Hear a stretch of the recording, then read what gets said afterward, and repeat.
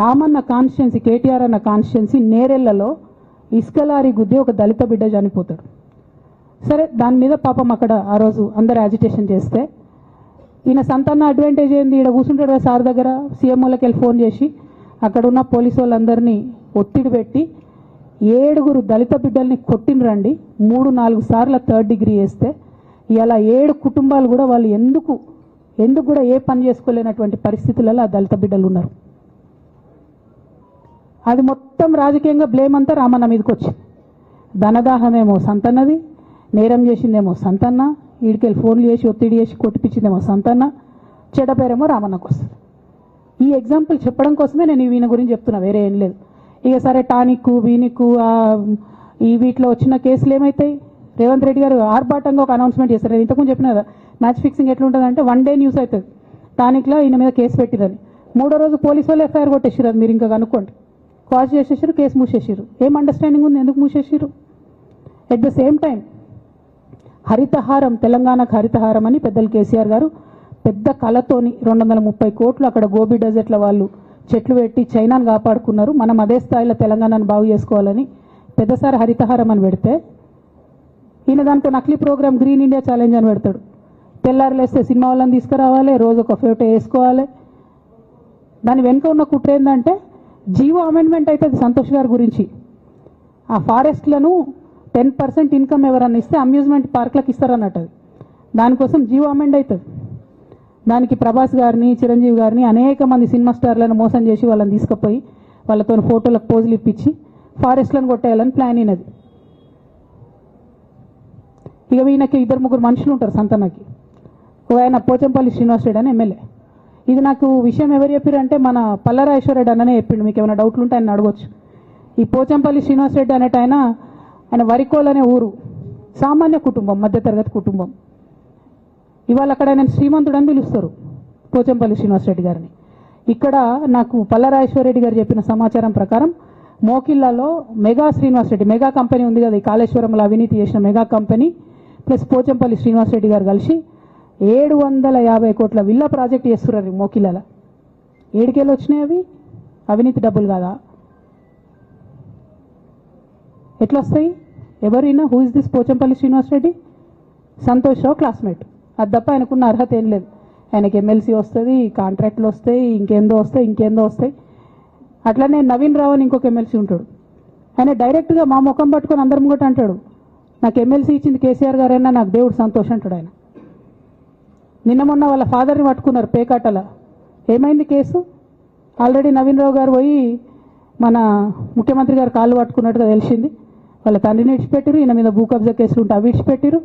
అంటే ఓ పక్క సంతోష్ రావు గ్యాంగు, ఇంకో పక్క హరీష్ రావు గ్యాంగు 100కు 100% రేవంత్ రెడ్డి గారితో, ఇక్కడున్న కాంగ్రెస్ ప్రభుత్వంతో, అవసరమైన సందర్భంలో పైనున్న బీజేపీతోని వాళ్ళు కోఆర్డినేషన్లో ఉండి బీఆర్ఎస్ పార్టీకి జలగల్లాగా పట్టి పీడుస్తున్నారు. నిరంతరం బీఆర్ఎస్ పార్టీకి నష్టం చేస్తున్నారు. ఎంత దారుణానికి ఒడిగట్టిరంటే ఆఖరికి నా ఓటమితో ప్రారంభమైంది అది. నిజామాబాద్లో నా ఓటమిలో కుట్రలు చేశారు. ఆనాడే మనం రివ్యూ చేసుకుంటే బాగుండలేదు. కానీ ఇప్పుడు అది ఎక్కడికి వచ్చింది? కామారెడ్డిలో పెద్దసారి ఓడిపోయేదాకా వచ్చింది పరిస్థితి. 3వసారి ప్రభుత్వం పోయేదాకా వచ్చింది పరిస్థితి. ఒక్కొక్క ఎలక్ట్ అయిన ఎమ్మెల్యేని, ఓడిపోయిన ఎమ్మెల్యేలు పత్రికా మిత్రులు మీరు మాట్లాడండి. సంతోష్ రావు గారి బాధితులు నాకు మామూలుగా ఫోన్ చేస్తలేరు. అచ్చా, ఈ కంపెనీ పేరు బ్లూఫిన్ అట, మోకిలా. పల్లరాజేశ్వరరెడ్డి అని అప్పుడు పంపిన మెసేజ్ చూస్తున్న పాతది. Bluefin company Mokila. అయితే నేనేమంటున్నా అంటే ఇంత స్పష్టమైనటువంటి నేను ఇస్తున్నా, రేవంత్ రెడ్డి గారిని నేను ఛాలెంజ్ చేస్తున్నా. మరి ఎందుకు మీకు మీ ఏసీబీ వాళ్ళకు వీళ్ళ ఇండ్లు అడ్రస్లు దొరుకుతలేవా? ఏం అండర్స్టాండింగ్ ఎందుకు లేదు మీకు? లేకపోతే మీరు చర్యలు ఎందుకు తీసుకుంటలేరని నేను సూటిగా రేవంత్ రెడ్డి గారిని ప్రశ్నిస్తున్నా. ఇక తర్వాత వారు ఏం చేస్తారన్నది నాకు సంబంధం లేదు. ఇక నేను మాత్రం పర్టికులర్గా మళ్ళీ ఒకసారి నా బీఆర్ఎస్ పార్టీ కుటుంబ సభ్యులందరికీ, మా సొంత కుటుంబ సభ్యులకు కూడా రిక్వెస్ట్ చేస్తున్నది ఏంటంటే, నాకు 27 సంవత్సరాలు ఉన్నప్పుడు నేను రాజకీయాల్లోకి వచ్చిన, తెలంగాణ ఉద్యమం కోసం వచ్చిన. ఇవాళ నాకు 47 సంవత్సరాలు. అంటే నా 20 సంవత్సరాల జీవితం అంతా కూడా నేను బీఆర్ఎస్ పార్టీ కోసం, కేసీఆర్ గారి కోసం, తెలంగాణ జాగృతి కోసం, తెలంగాణ ప్రజల కోసం, తెలంగాణ ఆడబిడ్డల కోసం నేను గడిపిన. సడన్గా ఇవ్వాలా నీకేం సంబంధం బీఆర్ఎస్తో అని, నువ్వెవరు అని చెప్పి సస్పెన్షన్ ఒకసారికి పంపిస్తే చాలా బాధాకరంగా ఉంది. పర్వాలేదు, అయినా నాకు ప్రజలు ఉన్నారు, నేను వాళ్ళ దగ్గర పోతా, వాళ్ళతో పాటు ఉంటా. కానీ బీఆర్ఎస్ పార్టీలో ఉన్న నాయకులకు కార్యకర్తలకు రిక్వెస్ట్ చేస్తాను, సోషల్ మీడియాలో వచ్చే పిచ్చి పిచ్చి పట్టుకొని ప్రజాప్రతినిధులు ప్రెస్ మీట్ పెట్టింది నిన్న భవన్లో. నేను నిన్న మొన్నటి రోజు వాళ్ళ మీద ప్రెస్ మీట్ పెట్టినప్పుడు ఏమన్నా, కేసీఆర్ గారికి నష్టం చేసిన పార్టీ ఉంటే ఎంత పోతే ఎంత అన్న. సోషల్ మీడియాలో ఉన్న బీఆర్ఎస్ పార్టీ కొంతమంది దుర్మార్గులు ఉన్నారు, సోషల్ మీడియా వింగు చూసేటోళ్ళు. వాళ్ళ ముంగట విషయం కట్ చేసిరు, ఏది కేసీఆర్ గారికి నష్టం చేసిన అనే విషయం కట్ చేసి బీఆర్ఎస్ పార్టీ ఉంటెంత పోతెంత నేను అన్నా అని చెప్పి ప్రచారం చేస్తున్నారు. నాదే పార్టీ బీఆర్ఎస్ పార్టీ, 20 ఏళ్ళు నేను కష్టపడ్డా. నేను తెలంగాణ జాగృతి పెట్టి ఇండిపెండెంట్గా పనిచేసినప్పుడు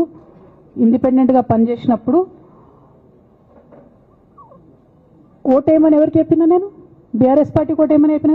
నా జీవితంలో ఇంతవరకు నేను ఇంకో పార్టీకి ఓటేయమని చెప్పలే, ఇంకో పార్టీకి ఓటేయలే. ఎట్లయితే కంప్యూటర్లో హార్డ్వేర్ ఉంటుందో అది బీఆర్ఎస్ పార్టీ, సాఫ్ట్వేర్ తెలంగాణ జాగృతి. శరీరం బీఆర్ఎస్ పార్టీ అయితే ఆత్మ జాగృతిగా పనిచేసినాం, తెలంగాణ ఆత్మగా పనిచేసినాం. మేము తెలంగాణ ఆత్మగౌరవం కోసం పనిచేసినాం, తెలంగాణ ఆత్మగౌరవ ప్రతీకలైనటువంటి బతుకమ్మ బోనాలను నిలబెట్టడం కోసం పనిచేసినాం. ఆ కాంట్రిబ్యూషన్ ఏం లేదా? నేనేం చేయలేదు ఆ పార్టీకి. నిజామాబాద్లో చికెన్ గున్యా వచ్చి బాధపడుతుంటే గల్లీ గల్లీ గల్లీ తిరిగి 2018లో ఒక్కొక్క ఎమ్మెల్యేకు ఎంత తిరిగినా అన్నది అక్కడ నిజామాబాద్ ప్రజలకు తెలుసు. ఏం కాంట్రిబ్యూషన్ లేదన్నది, ఓన్లీ హరీష్ అన్నది సంతనదే ఉన్నది కాంట్రిబ్యూషన్. వీళ్ళు మేకవన్నే పులులు నాన్న, వీళ్ళు మీ ముంగట నటిస్తారు అంతే, బయట వాళ్ళ నిజస్వరూపం వేరేలాగా ఉంటుంది. యాజ్ అ డాటర్గా రిక్వెస్ట్ చేస్తున్నా, ఒకసారి ఆలోచన చేయండి వాళ్ళ గురించి. నాకేమొద్దు, నన్ను పార్టీలోకి వెళ్ళి సస్పెండ్ చేసి నో ప్రాబ్లం, కానీ వాళ్ళని పార్టీలో ఉంచుకుంటే పార్టీ ఎట్లుంటుంది అన్నది మీరు ఆలోచన చేసుకోండి. ఇక అల్టిమేట్గా నేను చెప్పదలుచుకున్నది ఒకటే,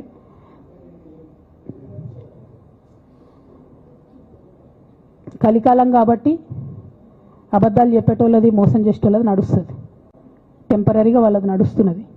వాళ్ళది నడిచింది, విజయం సాధించారు కాబట్టి ఇవాళ సస్పెన్షన్ నాకు వచ్చింది. బట్ నేను ఇదివరకు చెప్పినా మళ్ళీ చెప్తున్నా, నేను కర్మ సిద్ధాంతాన్ని నమ్ముతా. ఖచ్చితంగా ఇంతకు ఇంత దేవుడు వాళ్ళకి అనుభవింపజేస్తాడు, అందులో ఏం ఆలోచించాల్సినటువంటి అవసరం లేదు. Thank you. జై తెలంగాణ, జై కేసీఆర్, జై తెలంగాణ, జై కేసీఆర్.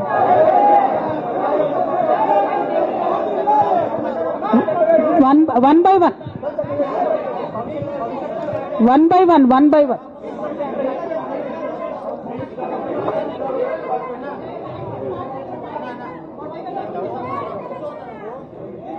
ఒక 1 minute హిందీలో చెప్పేసే అన్న, బయట నేషనల్ మీడియా మిత్రులందరూ అడుగుతున్నారు, ఒక 1 minute హిందీలో చెప్పేస్తా.